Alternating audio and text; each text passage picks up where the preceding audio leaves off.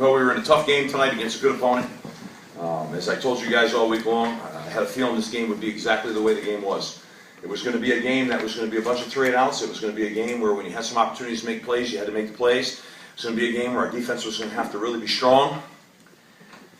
And we had to fight and get it to the fourth quarter. That's what we did. We fought. We got it to the fourth quarter. We gave ourselves a chance to win. We just couldn't make a couple of plays that we needed to make to close the game out. But I knew it wouldn't be pretty, and it wasn't. But against a really outstanding football team, our guys battled, fought, stuck together, and gave us a great opportunity to win that game in the fourth quarter. Obviously, our locker room is devastated, which is completely understandable.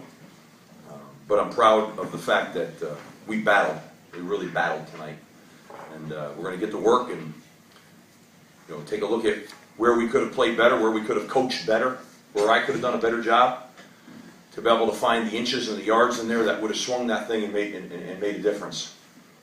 But our team resolve is strong and united, and this is where teams come into play. When you're a real team, you stick together, you support each other, you cry a little bit together, you take care of each other, and you still resolve, get stronger, and you get ready to play the next week and get ready to go down and play Wake Forest. That's a good football team we just lost to out there, and I got a lot of respect for them and the job that they did as coaches. They found the plays that they needed to win that game, and we came up a little bit short.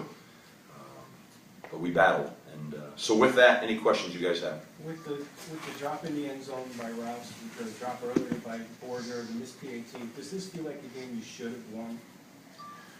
Well, we certainly had an opportunity to win the game. I'm not a real shoulda, coulda, woulda guy. We didn't. And did we have our opportunities? Yes, we did. But you're talking about kids that are champions. You're talking about guys that are warriors for us. You're talking about guys that gave everything they had.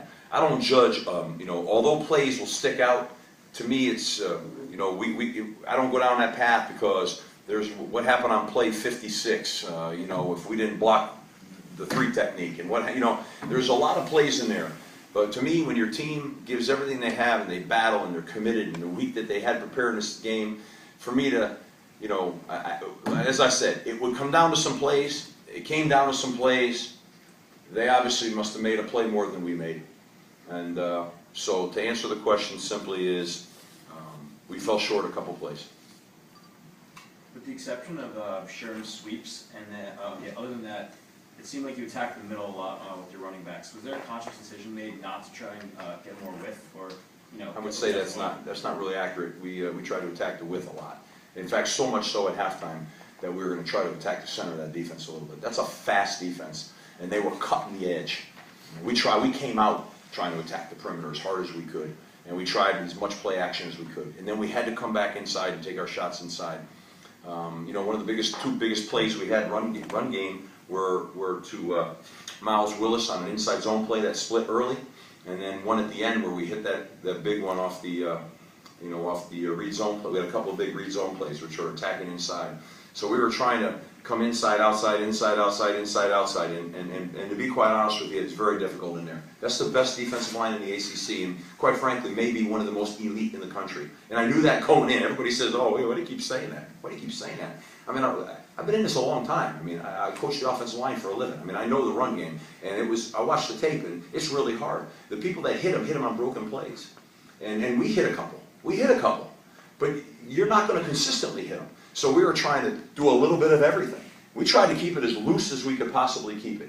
Are there a few things here and there that we probably all would like to redo again? Yeah, but I mean, in a game like that, which we knew would be that game going in, it was going to be a bunch of ugliness, and we got to play defense, hang in there, and make some plays in the play action game. And that's really kind of how it unfolded. We hit a couple of runs, a few, not many, here or there, not a ton, and we were going to try to make our plays. But there was tremendous penetration. I mean, heck, we tried to get the ball on the perimeter one time at the end. We tried to speed break and run a wide zone man scheme play, and we got disrupted, and we lost 6 yards on the play. That was a perimeter play. And so, you're darned if you do, darned if you don't. I mean, it's you're playing a great front. I got to give credit where credit's due. I mean, we're a pretty solid offensive line, and we struggled. And we struggled because that defensive front right there, You got a bunch of first rounders in there now, and they're good. And they got they got a high draft pick Mike linebacker, high draft pick interior guys, and a high draft pick rush end. I mean, it is what it is. I mean, so you try to make your plays where you can. We made a few.